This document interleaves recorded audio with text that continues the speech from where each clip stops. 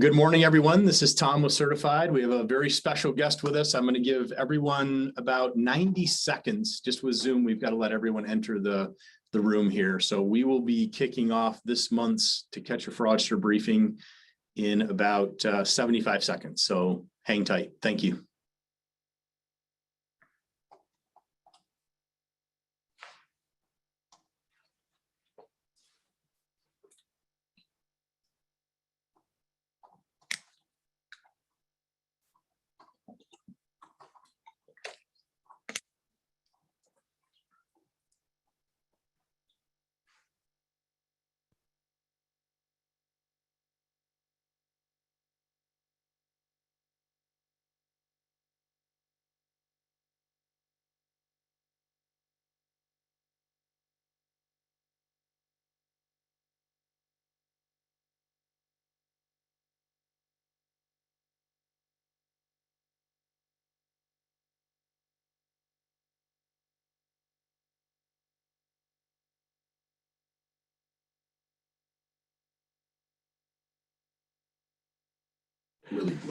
Really tight of you. Awesome. Good morning, everyone. We are going to get started. Thanks for joining. For those of you that I have not had the privilege to meet, my name is Tom Cronkright. I'm the CEO of CertifID. We're a wire fraud prevention solution that is now happy to report in every state focused on real estate transactions. Have a very special guest with us today that I'll announce in just a second. But you are participating in our To Catch a Fraudster monthly webinar series. So every month, our goal is to provide insights around what's trending in the area of cyber fraud, and typically focusing in on wire fraud and the things that lead to wire fraud on a pretty consistent basis. So if this is your first time joining, our goal is to kind of go from 0 to 100 miles an hour on a topic, dive deep into it, and then have some lessons on the back end of things that you could take back to your organization, to your customers, to the people that you may be advising. I know we had several hundred registered. We've got title companies, we've got title underwriters, attorneys, some lenders, so a good group of people. And we will be sharing the recording after the session today. Should you have questions, please put them in the Q&A panel. Yep, there's a Q&A panel in the chat. Please use the Q&A panel. Do that throughout. There's a screen in front of me that you can't see where I'll be fed the questions in real time. So without further ado, we have Crane Hassold with us. Crane is the Senior Threat Director at Agrari. Agrari is a next level threat intelligence company that is just doing so many things he probably can't even disclose, similar to what we do on a daily basis that we can't talk about. But Crane and I have gotten to know each other over the past year as we've intersected on some real-time wire fraud recoveries and, frankly, intelligence that we've been able to share with federal law enforcement on some just trends that we're seeing. So they had recently pushed a white paper out, and Brent, I want to send a link to that white paper after. Did I send that to you or not? If not, everyone will receive a copy of Agrari's most recent white paper. And what they did is they analyzed what happens after an email account has been compromised. Very well written, a lot of it real estate focused, and we're going to put a tighter lens in on this white paper and what Crane and his team learned over the past few months of analyzing these accounts. And what I mean by a compromised account is wire fraud typically starts with somebody's account being compromised, because the fraudster just doesn't pick out of thin air a closing date or an amount that a buyer needs for cash to close or an updated payoff. They're sitting in the network, in the communication stream somewhere. So Crane, I know I didn't do you justice as far as your expertise. If you want to layer in any more, otherwise, I'm going to turn this over and let you run with this whole topic of what do we know about email compromise, going through some examples, and then having an open discussion after about how we could think about moving into more of an advanced security state around it. Great. Yeah. Thanks, Tom, and thanks for everyone for hopping on today. So essentially we'll break this presentation up into 3 different parts. One is we're going to be level setting on the problem that my team looks at every single day, which is business email compromise. Looking at how big of a problem it's become over the past 5 to 6 years and why that's actually happening. Then we'll move in a little bit into really setting the stage for how we collect intelligence around these types of attacks. And then we'll wrap up with the report itself that Tom had mentioned, which looks at better understanding what happens after a cyber criminal has gained access to an enterprise email account based on the research that we conducted, and really talk about that. And then we have a really good, I think, poignant example here at the end that looks directly at, basically directly on what we saw from our research. It looks at an email campaign that actually impersonated a title company. So with that, I will get into this. Again, my team at Agrari, Agrari is primarily an email security company, but it's focused around identity deception attacks, social engineering attacks, and my team is primarily focused on better understanding those threats to help our products be more effective. Now, as I mentioned, we'll start out with looking at BEC as a whole. So for those of you who aren't familiar with what business email compromise is, it is, in my opinion, and I think the statistics back this up, it is the primary threat for most enterprises today. And the definition that we use for BEC is a spear phishing attack that involves the impersonation of a trusted individual to trick a person into making a financial transaction or sending other sensitive materials. Essentially, it is primarily an identity deception attack that is impersonating, could be an executive, could be another employee of the company, could be a vendor or supplier, or it could be something like a title company, in order to trick someone that thinks that they have an actual relationship with that sender to send money for a variety of different reasons. And we'll look at those variety of different reasons here in a little bit. So how big of a problem has BEC become? This statistic is from an alert that came out from the FBI's Internet Crime Complaint Center back in October of 2019. And in that alert, they said that BEC globally had caused more than $26 billion worth of financial loss between June of 2016 and October of 2019. And when you put that on a monthly basis, that's about $708 million being lost every single month. To put that in other perspective, this is a statistic that came out of the most recent FBI IC3 report that came out a couple of months ago that showed that when we look at US losses specifically, BEC is responsible for 41% of all cybercrime losses from 2020, which might be surprising to a lot of people considering the attention that things like ransomware have gotten, especially in recent months. Except when you look at the amount of loss caused by BEC compared to ransomware, it's not even close. Ransomware, and actually Tom and I were just talking about this right before this webinar, one of the really interesting things about ransomware is that while it is impactful and it goes after, may impact high visibility targets, it's actually run and controlled by a relatively small group of cyber criminals in Eastern Europe and Russia, whereas BEC has become such a big, more profitable type of cybercrime, but it's being run by literally thousands of different people in places like West Africa. And so it's not even close what is causing the most losses out there, and that's BEC. Crane, we were also talking about just how venture capital money is actually pouring in. And I'm not saying US-based capital, but other countries, other nation states that are looking for a return on investment, they're funding these cyber networks now in direction of business email compromise fraud and ransomware fraud.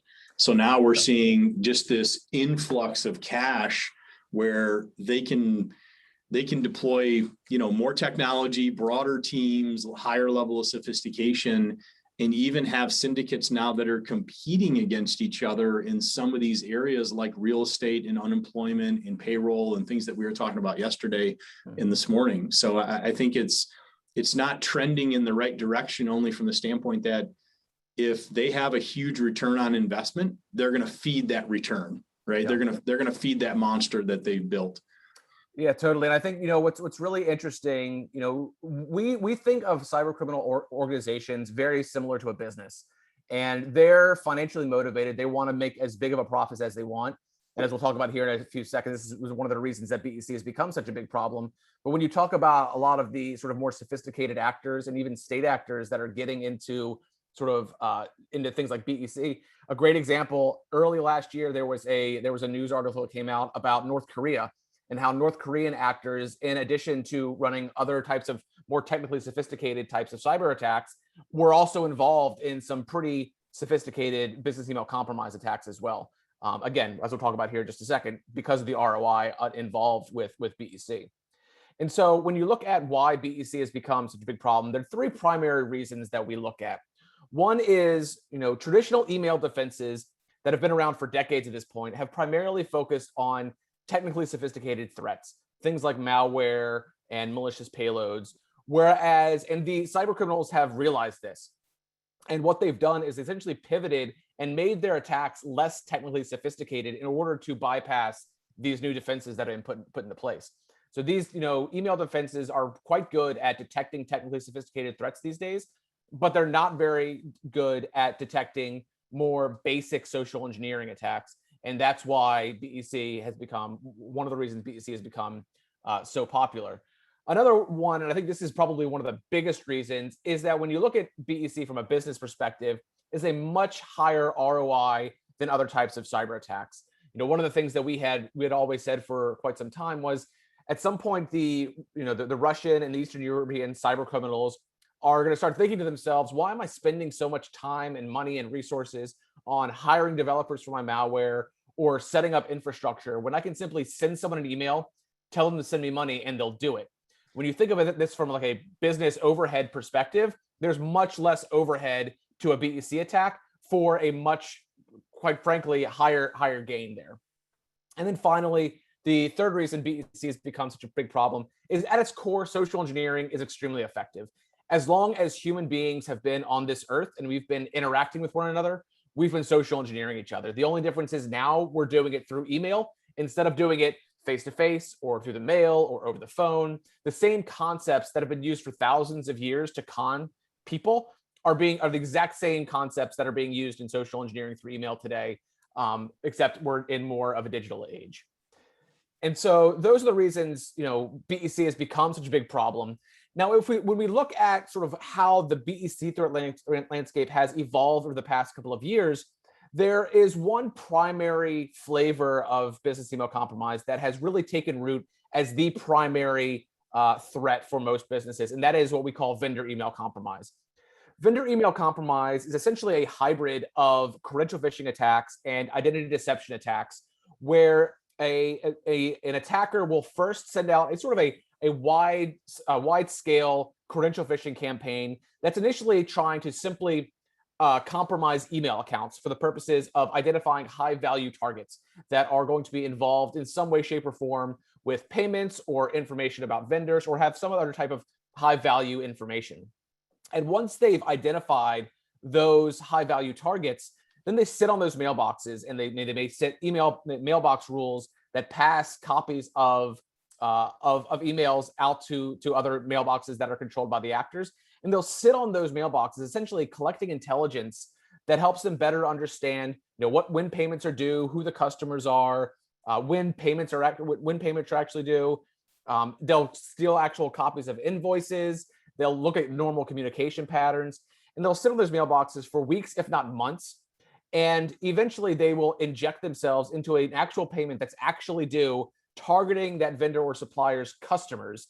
And the only thing that looks different in there is that the account number, the payment account information has been changed. Everything else looks completely legitimate. And it moves the framework, and this is something that Tom and I were talking about yesterday, it moves that thought process into what I think most people think about phishing attacks, that people will look at a phishing attack and be like, who would fall for this? Because, most of the, all of the things that we teach people to look out for, these spelling and grammatical errors, all of those basic things that you see in most phishing attacks aren't present in a vendor email compromise attack because it looks very realistic, because it's using actual information that the supposed sender actually uses in their normal day-to-day communications.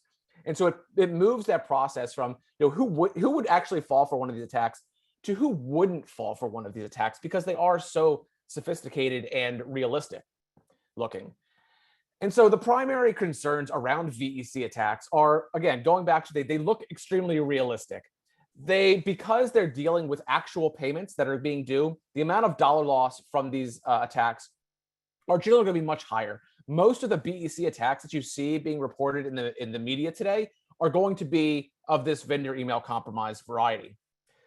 What's also interesting is the initial targets of these attacks are generally going to be the ones that are getting compromised. The mailboxes are getting compromised are generally going to be smaller organizations that don't have, a sophisticated email defenses in place, and so they don't have the ability to invest in those types of defenses. We've seen vendor email compromise attacks actually compromising organizations as small as 5 people, and using those mailboxes to then carry out additional phishing attacks from there. And then the final reason that VEC attacks are very concerning is that the organizations that are actually sending the money are not the ones that are responsible or even have control over the initial compromise, because as I just mentioned, the initial compromise happens at a third-party supplier, and I don't, as another organization, I don't have any control over over the defenses of that third-party supplier. So Crane, why I think this is really interesting is this is exactly the framing around real estate. Mm-hmm. So if we were just looking at it by the numbers, you have a real estate broker or a real estate team who's running off of an unsecure or let's say sub-security level email account. They're compromised, right? So that's your smaller vendor, that's your smaller party in the network. And the target being typically the buyer for the incoming wire or the title company for either a net proceeds wire out, maybe it's a mortgage payoff, who knows what it is. But why I think this framing is important is it's the same playbook that they're running and refining in every single industry. They just swap out the cast of characters, and they're always focused on the lowest kind of state, or the highest state of vulnerability, the lowest state of security. Mm-hmm. And that typically is the consumer or the real estate agent in the transaction, unfortunately. I think that's a great overview. Totally. And this is, while we call it vendor email compromise, it is the exact same thing that you see with most real estate BEC attacks today. The biggest challenge that I see with real estate BEC attacks is that there are multiple sort of choke points, multiple vulnerabilities of where an attacker can actually get into and start seeing visibility. It could be from a title company. It could be from a mortgage company. It could be from the actual buyer or seller. It could be from a real estate agent. It could be from the attorney, right? There are multiple places where someone can get visibility into real estate transactions. And that makes, I think, real estate BEC attacks much more challenging because of that. Generally speaking, when we're looking at normal vendor email compromise attacks, it's going to be either the vendor or supplier, or it's going to be the customer that's actually involved in the compromise there. So it's sort of a two-way street. With real estate transactions, it's much more complicated. Yeah, totally agree. So moving on, so that's sort of the introduction to business email compromise. And now we want to look at a little bit of how my team and how we can collect information of intelligence about these types of attacks to understand what actually happens in these attacks. One of the interesting things about BEC is that it's a different type of cyber attack. It's a unique form of cyber attack because in order for it to be successful, it requires actual communication with the victim. In order for it to get someone to send money, they actually have to have an ongoing dialogue with the target. That's different than something like a credential phishing attack that's just trying to get people to click on links, or a malware attack that's trying to get someone to just open a malicious payload or attachment. It's very different because there actually has to be that communication, that engagement. And that's really where we can come in and collect some more robust intelligence to help us better understand how these attacks unfold. And what my team uses is what we call active defense. And our definition of active defense is essentially interacting with an attack or an attacker for the purposes of collecting intelligence that helps us better understand a specific threat. That can include things like engaging directly with BEC actors. It could include things like seeding phishing sites with known credentials that are in control, that we have control over. Could be embedding beacons into our communications to help us better understand some high-level attribution. Or it could be setting up honeypots and letting the attackers come to us and see what they do. And so at a very high level, this is how active defense works. So we have an actor that may be saying something like, can you send your closing payment to a new bank account? To which we say, yes, we can do that. We have a persona that we're now engaging with this attacker, and we go along with it, say, absolutely, we can help with that. They may say something like, could you change my payroll information? To which we reply, sure, no problem. They may say, can you go out and buy $3,000 worth of iTunes gift cards? We say, of course we can. They may say, would you mind sending me all of the W-2s for every employee at the company? We say, no problem. We can take care of that right away. Or could you send me something like an up-to-date aging report with all the financial information and overdue payments for all of our customers? Do we say, right away, we'll get right on that. As you can see, all we're really doing here is complying with the attacker to agree with what they want for the purposes of having the communication continue to go on. And so another example of this, just to run through what this may look like, let's say we have an attacker that is impersonating a CEO or some other executive who is sending an email that says, we have a payment that needs to be sent out urgently. What do you need to start processing the payment? Get back to me ASAP to what you need. To which we have a persona, and we may respond to them saying something like, not a problem. All I need is the beneficiary account details, and if you have an invoice, and I'll get right on that. To which they respond and say, this is the beneficiary account details here. And so you can see one of the really important pieces of information that we've now received is we now have the information for a fraudulent account that this actor is using to receive fraudulent funds. Yep. And so this is the first piece of information. But again, we're also understanding how this attack unfolds. We're not just relying on that initial attack and saying, we're going to block it and we don't need to know anything about that. Now we know how this attacker is going to continue to communicate after an attack is supposedly successful. But of course, we're not actually going to send any money to them. So we have dozens upon dozens of different excuses. And we may say something like, I'm actually getting a message that says the account that was provided by the vendor is unable to receive transfers at this time. Could you check on that to see what's going on? To which they, quote unquote, actually check it out. And they say, oh, you know what? I looked into that. Sorry for the inconvenience. Here's another beneficiary account they provided. Please see if this one works. So now we have our second mule account that we're using. Now, of course, one of the things that we actually used to do is just go round and round in circles and tell them, a variety of different reasons why things wouldn't work. But we actually started sort of evolving our tactics a little bit and started actually sending them fake confirmation receipts that made it look like a payment went through. So in this case, we may say something like, thanks, great news, the payment is out. Here's a confirmation for you. Of course, we're not sending anything. But we also follow up with, if there are any other payments that you need help with, please let me know. To which they say, why, actually, there is another payment that I need help with. Here's the beneficiary information for a second payment that I need help with. So now we have a third mule account that we're working from. And this goes on, really, until these engagements extinguish themselves. In some cases, this could be 24 hours. In some cases, we've run engagements that have lasted about 3 months. And we've collected, I think the most we've collected in a single engagement is about 31 different mule accounts from a single actor, which is very surprising given the fact that, of course, they're not actually receiving any money at the end of the day. But as long as there is a sliver of hope they're going to make money, that financial motivation really overrides any other red flags that are out there. We've had something similar, Crane, where we'll get wiring instructions sent to us where a buyer or somebody was tricked into wiring funds, and you unpack that PDF that looks like it's one set of wiring instructions. Yeah, I think our largest was 68 mule accounts and over 100 logos. I get 102 logos that included title companies in them. So it's kind of scary. It's not just kind of scary. It's super scary on just the roster of accounts that just seem to be standing there open, ready to receive fraudulent based funds. Yeah. And this is, one of the things that we love, and I know we've talked about this, are sort of digital artifacts that they send us. We love it when they send us actual documents because there's some forensic analysis we can do on those. When you talk about the cache of fraudulent accounts, one of the things, obviously we can't get into in this because this could take, hours. But we have a lot of actual human intelligence sources that help us better understand, how the back end of how all of this takes place and how they set up fraudulent accounts. The actors that are actually here in the U.S. that are responsible for running things like romance scam victims.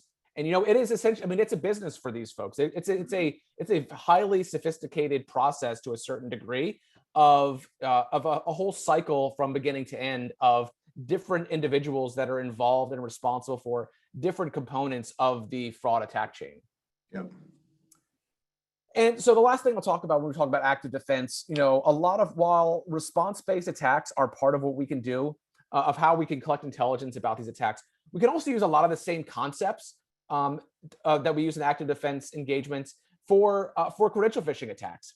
One of the things this really feeds into the report that we released about a month ago is we can build up an infrastructure of fake personas that look like they belong to legitimate organizations and actually seed those credentials belonging to those personas into actual phishing sites.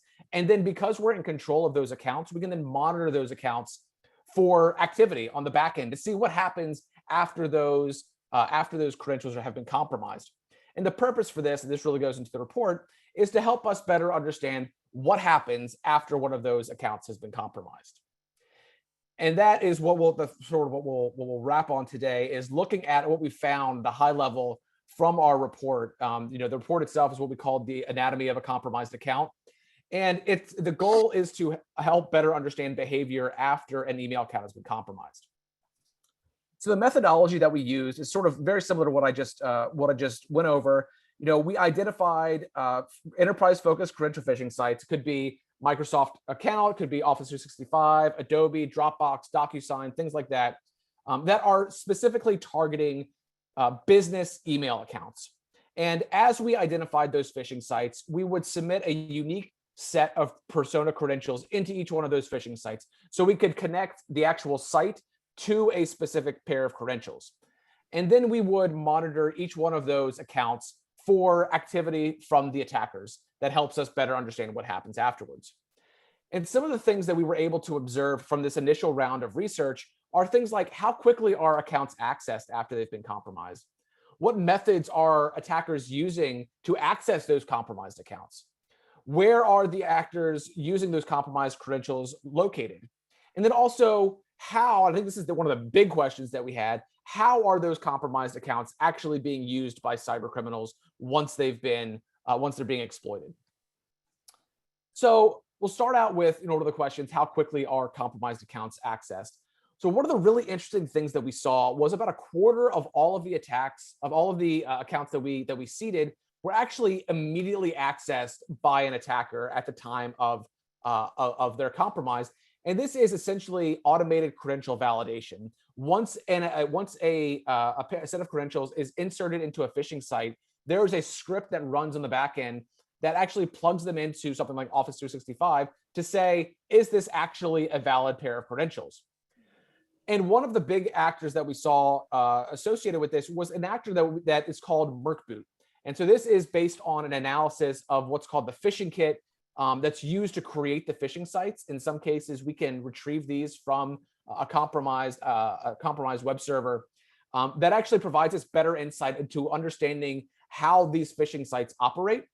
And what you see on the right-hand side of the screen is essentially a signature that was found within a PHP file in this phishing kit that obviously you can see that this is calling out not only is this actor named Merkboot, but also how you can contact him if you had any questions about anything.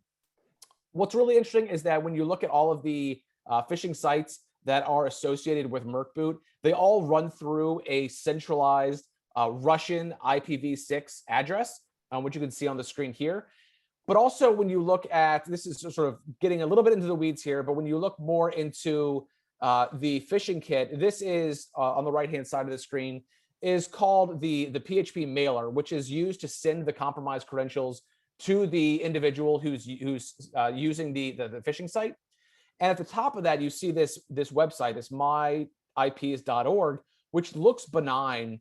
But when you look at that a little bit more closely, this is actually the site and that PHP script that's actually being used to to actually validate the credentials at the end of the day. And what's also interesting is Merc Boot is very involved with not only distributing phishing kits, but it's also involved very closely in selling actual credentials himself. And what we see a lot with credential phishing actors and individuals that are distributing these phishing kits that other actors can then use to stand up phishing sites is that they usually include what's called a backdoor into these kits that will also send copies of all credentials that are compromised by those phishing sites to the distributor themselves. So it's likely that Merc Boot's getting essentially crowdsourcing the harvesting of credentials himself. So we saw about a quarter of all of the accounts were accessed automatically for credential validation, but a wide number of them, almost all of the accounts, were actually accessed, and we can tell this based on the time difference between seeding and initial access to the accounts. Most of the accounts were actually accessed manually by some attacker, and we were able to see, as you can see on the screen here, this is one of the really interesting aspects of our research, is how quickly these accounts were accessed. So about 20% were accessed within an hour of compromise, 50% were accessed within 12 hours, and then when you get out to about a week, almost all of the accounts at that point had been accessed manually by an attacker after they'd been seeded in that phishing site. And I think what's really interesting about this is I think there's a common perception out there that, because of the number of data breaches that have happened and sort of the more robust underground economy for compromised accounts, that a lot of compromised accounts really sit there for a longer period of time before they're actually used by an attacker. But what our research shows that's not actually the case. Most accounts are actually accessed initially very quickly by an attacker. So another thing we looked at in our report is where are the actors actually coming from, and this is really important for two reasons. One, it shows us that the attackers are really everywhere. The individuals who are using compromised credentials don't just come from one little part of the world. We were able to identify individuals from 44 different countries that were accessing our compromised accounts. Now, almost half of those were coming from Nigeria, which is the focal point for most business email compromise attacks today. But we could see they were coming from really all over the place, even in the US, in Canada, United Kingdom, those general things, other places you think of in Eastern Europe were there as well. And what I think this also shows, what's also really important to think about, these are the actors that are accessing the accounts. They're the ones that are actually going into the accounts. They may not be the ones who are actually standing up the phishing sites. So we know, based on other research that we've done, that places like Eastern Europe, Russia, and North Africa are some of the hotbeds for the individuals who are running the phishing sites. And then, as I mentioned before, there's also a pretty robust underground economy where those compromised credentials can be sold. So while there is a high likelihood that a lot of the actors are one and the same, they're the ones that are standing up the phishing sites and the ones that are then going into the accounts themselves, there's also a sort of a second tier that's involved here of the people that are standing up the phishing sites, compromising the credentials, and then selling them off to other actors. I think what's interesting about that, Crane, is that there's just so many different layers in teams operating when you're deploying these things end to end, whether we're monetizing data, we're after wire fraud, it's a ransomware breach, or demand that gets paid, but everybody's getting scratch off of their role in each one of these with different expertise. You mentioned money mules. Maybe I'm the financing director, and I'm creating the infrastructure to move the money in the US or North America. And it just shows that they're disassembling and moving to higher ground from an impact standpoint, but they're operating as a team. Yeah, totally, absolutely. And so the last thing we'll look at here in this presentation is, sort of answering that question of what happens after an account has been compromised. What behavior do we see from the attackers once they're inside one of these accounts? And so what was really interesting here is we saw a number of different things that the attackers did. So one of the first things that we saw, and we talked about this a little bit earlier, is setting up those inbox rules to collect intelligence from those accounts. These could be in the form of forwarding or redirect rules. In some cases, it's simply, send me everything that comes into this account, send it off, send a copy of it to an external account. Or it could be something like anything that contains these texts, strings, then send something like that to an external account. So it might not get inundated with everything. I just want to see things that may have a keyword of payments or invoices or customer or things like that. And they can auto delete the sent, so it doesn't even show up in the sent registry. Yeah, that's the other thing. They mask the redirect. They mask the redirect traffic. Definitely. And so again, the purpose of this is to collect intelligence to help these attackers better understand normal payment communications. Who are a vendor's customers? What do those invoices look like? Stealing copies of those actual invoices so they can use them later. When are payments due? How much money is being owed? And then who is also responsible for the payments, both on the vendor side as well as the customer side. Another thing that we saw from the attackers in our compromised accounts was they weren't just sitting within the email boxes and just taking information from there. They were pivoting to other applications as well, things like OneDrive and SharePoint. They were looking for other high-value documents they could get access to, but they were also using those the compromised infrastructure to stage their own documents. They would upload their own documents to be used in future BEC attacks. These could be things, two examples we see. These were documents that were actually uploaded by attackers in our SharePoint and OneDrive environments. Could be things like fake invoices or fake financial reports.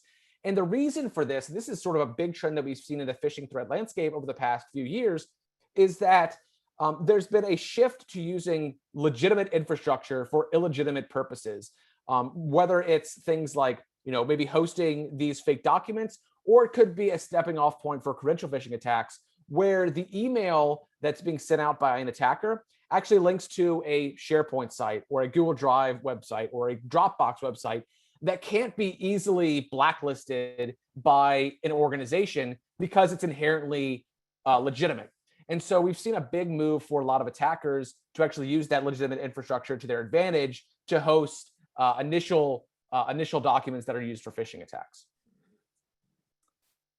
The third thing we saw, which was really interesting, is the attackers would actually use the accounts that were being compromised to set up additional BEC infrastructure. Things like lead generation. We know, and this is something that we've reported on for a number of years now, that BEC actors use the same legitimate commercial services that sales and marketing teams use all over the world to identify sales prospects. They use those exact same services to identify potential targets for BEC attacks, things like LinkedIn or Indeed or Scrap or Glassdoor and things like that. We actually saw attackers registering for those services using our compromised accounts, and all of the communication from those services would come to those accounts. We could see that they're using, email delivery and communication services that could be used to send out in bulk emails. They were using our compromised accounts to register for those. Web hosting services, and then also document creation services that they could use to create those fake documents, those fake invoices that Tom had mentioned earlier. They were using our accounts to register for those services as well. And in most cases, they're going to be signing up for a free trial period, or in a minority of circumstances, they'll use something like a compromised credit card to sign up for an actual paid service. And so the final thing I'll talk about here when we look at how these compromised accounts were being used by scammers was easily the most common thing that we saw. And that was to use those accounts as a jumping off point to send additional malicious outgoing emails. And this is one example. There are a number of other examples that we look at in the report, but one I think which is very relative to what we're talking about and to the audience here today is an example where we saw an attacker actually try to send out more than 12,000 emails from a single compromised account that was impersonating the first American title. And you can see an example of what that email looked like here on the right-hand side of the screen. Essentially, it's mimicking a secure communication, and the targets of all of these emails were real estate and title companies in the US. What's interesting about this, I don't mean to interrupt, Crane, but they must have seen a legitimate email, in this case from First American, because the subject header is extremely believable. Yeah. So secure file, there's a file number, there's an address, there's the last name. As we think about our industry, there's a reference number, which could be either a secure email number or a loan number. But they did a good job, in my opinion, setting this thing up that you'd say, wow, okay, yeah, I'm working on that file. Let's click here, or whatever it happens to be. So I didn't mean to interrupt, but that is, to me, the first stage gate is, what does that subject header look like, and how's the email framed? Yeah, I think it's a great point to point out. I think one of the things that we've seen in doing all of our research is that once something interesting or notable or unique that can be used to make emails more believable, once those tactics are identified, they're spread very rapidly within underground communities where a lot of these scammers are talking to each other, places like WhatsApp and Telegram, or even social media, that a lot of those, and these are templates that are distributed very widely. That sort of formatting in the subject line was one of dozens we really saw that is in this research specifically that we're trying to come out from our accounts. Yep. And so you can see the email, indicates that the recipient has received a secure email with sensitive information, supposedly belonging to a real estate transaction. And as you go through this, so this is the initial email they were trying to send out. When you click on that click here link, it actually takes you to an initial page that mimics the homepage of First American Title. And the only difference is at the top of the screen here, you can see that there's a click below to view documents, and that link there actually leads you to the actual phishing site that is trying to impersonate a protected Excel document. It has some sort of blurred out stuff behind the screens. It has a nice little thing on the top that says this is cloud protected content. Verify your email identity in order to access the document. And in this case, the target then enters their email address. They then ask for their password, and then they are redirected to a Microsoft account homepage. And so that is essentially what we saw. What's really interesting, I love this metaphor that one of the guys on my team brought up, is if those of you who are out there know what an Ouroboros is, it's this symbol that you see on the screen here, essentially a snake eating its own tail. That's essentially what we've observed with these email accounts going out, where you have a compromised account, you have a phishing site that compromises an account, and that account is then used to send additional phishing emails that lead to additional phishing sites, to lead to additional compromised account. And that goes in a full circle over and over and over again. It's very much like an Ouroboros, where it's just used in perpetuity to just continually compromise additional accounts at the end of the day that are used for a variety of different purposes. Well, and then you hear about these data breaches that are wide scale, where you get tens of millions of records being released. Mm-hmm. And then there's another hey, we primed up a whole nother tranche of email accounts to go after. I think that's, unfortunately, Crane, I couldn't agree more. It's almost like a self-fulfilling prophecy that we're going to continue to see these things, not only in our inboxes and the inboxes of our teams and customers and referral partners, but they're going to get more targeted and specific. Definitely.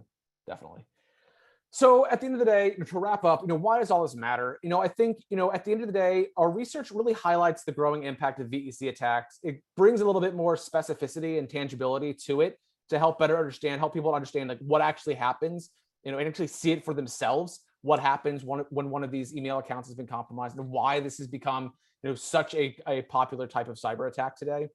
Going back to how quickly the accounts are actually compromised, it's important because it shows that you have a very small window of time to identify these compromised accounts before they are actioned upon by cyber criminals.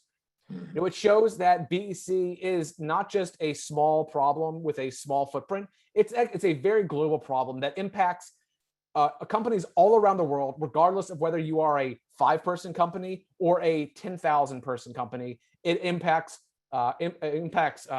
organizations everywhere, and the attackers that are behind these attacks have a global footprint. And then it also demonstrates the multifaceted use of compromised credentials, which is probably the biggest reason that enterprise email accounts are the primary target of phishing threat actors today. Now, if anyone wants any more information, as Tom said, you'll have a link to the actual anatomy of a compromised account report. If you want to take a look at that in more detail, there's a lot more information in there. If anyone's interested in any of the other reports that my team has published over the past couple of years, you can go to acid.agrari.com, which is where all of those reports are. We look at a lot of different threat groups to help better understand different parts of the BEC attack chain. And with that, if there are any questions, I'd be happy to answer any. No, I'd just like to wrap up here, Crane.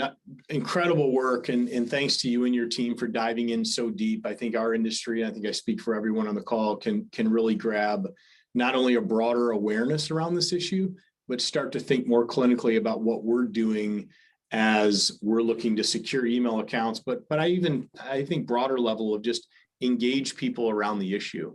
Mm-hmm. And we talked last month in the webinar about the idea of, our human beings, our employees, our customers, our vendor partners, our referral partners as the human firewall, right? That last line of defense, but almost the first line of defense in a lot of cases around email compromise. And through Agrari and other resources, our resources at Certified to Protect the Wires, through Agrari on email protection and awareness, through training and proactive phishing exercises. I mean, this is just something that is going to continue, unfortunately.